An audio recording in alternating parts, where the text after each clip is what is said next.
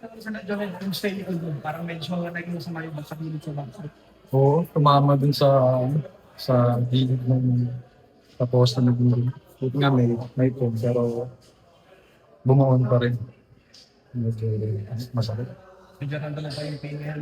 Oo, tsaka may tama na to nung ano, galong-galong Magnolia din, nung bumagsak. Din kanina tumama. Ganun. Ay, nga lang.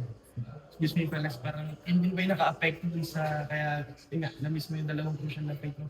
Ah, siguro, hindi naman. Focus lang talaga ako sa game kanina. Hindi talaga, hindi talaga sumang-ayon sa amin yung napagkakataon. Yung sumablay yung free throw ko. Hindi ko naman rin, parang kinabahan ba ako o ano ba? Sa isip ko basta.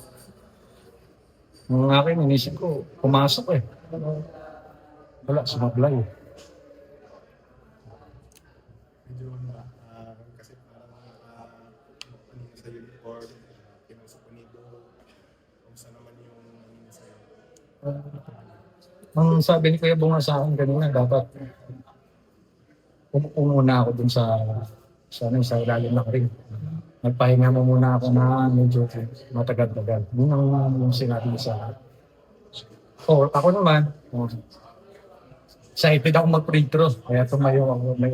Naging excited ako mag-free throw. Yun nga, sobrang excited yung kalabasan. Yung kalabasan naman, nagmintis. Yun yung maling nagawa ko doon.